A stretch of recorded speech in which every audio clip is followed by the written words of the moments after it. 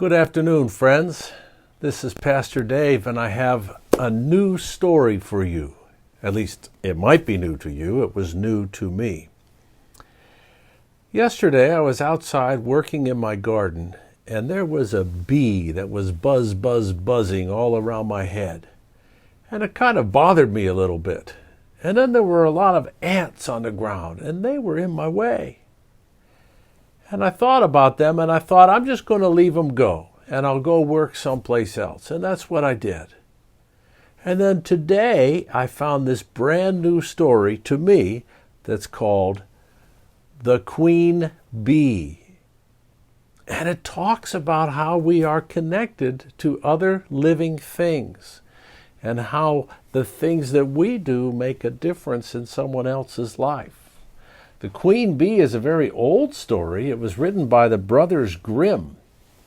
And the pictures that are in today's story were drawn by someone whose name is Yasin Gusilev, I think is how you would say that. The Queen Bee by the Brothers Grimm. I hope you like it. Once upon a time, there were two princes who went in search of adventure, and they began to lead a wild and reckless way of life, and resigned to never return home again. Now their youngest brother, who was called Dimwit, decided to go to follow them.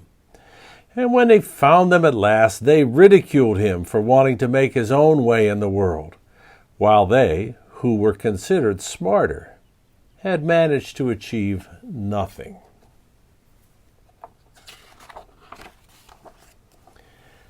All three set out together, and they came to an anthill along the way.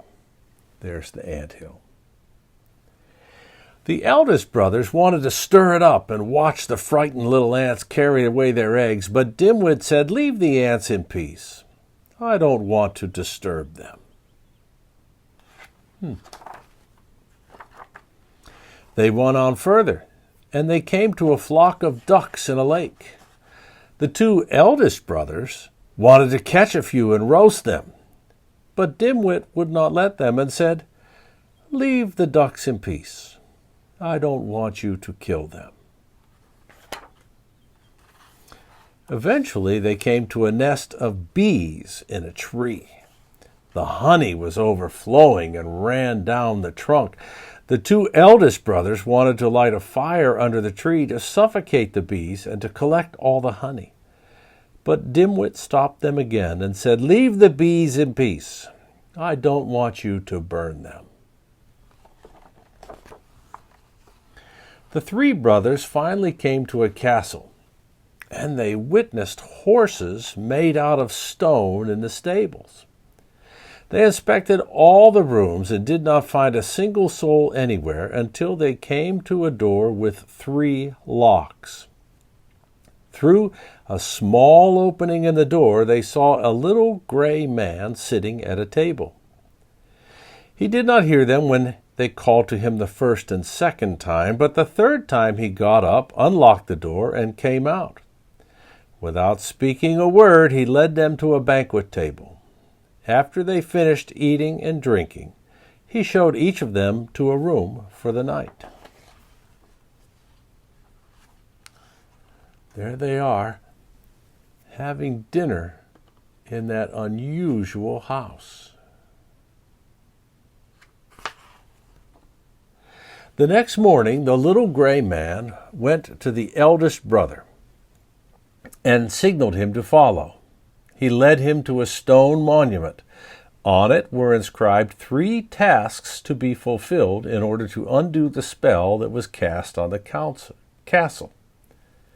The first task was to find 1,000 crystals belonging to the king's daughter that were hidden beneath the moss in the forest. Whoever missed a single crystal by sunset would be turned to stone. The eldest brother searched all day for the crystals. By sunset, he had found only 100, not 1,000, but 100. And he was turned to stone. The next day, the second brother took over the task, and at the end of the day, he had found only 200, and so he was also turned to stone. Finally, it was Dimwit's turn to search for the crystals. It was a very slow and difficult task. As he sat down on the stone and began to cry, along came the ant king with 5,000 ants he had saved. In a short time, the tiny insects collected every crystal and put them together in a pile. Oh, those ants helped him. His second task was to get the key to the princess's bedroom from the bottom of the lake. When Dimwit got to the lake, along swam the ducks that he had saved, and they dived under the lake and brought back the key from the bottom of the lake. The third task was the hardest of all. Dimwit had to choose which sleeping princess was the king's youngest and dearest. They all looked exactly alike, except that each one had eaten something different before falling asleep. The oldest had eaten a piece of sugar, the second some syrup, and the youngest a spoonful of honey. Just then, along came the queen bee that Dimwit had saved from burning. The queen bee tasted the lips of all three and paused on the princess who had eaten the honey. The prince then knew the right one to choose. At last the spell was broken, and the castle and all its residents came back to life.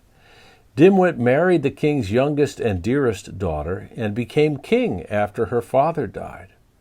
His two brothers married the other two sisters.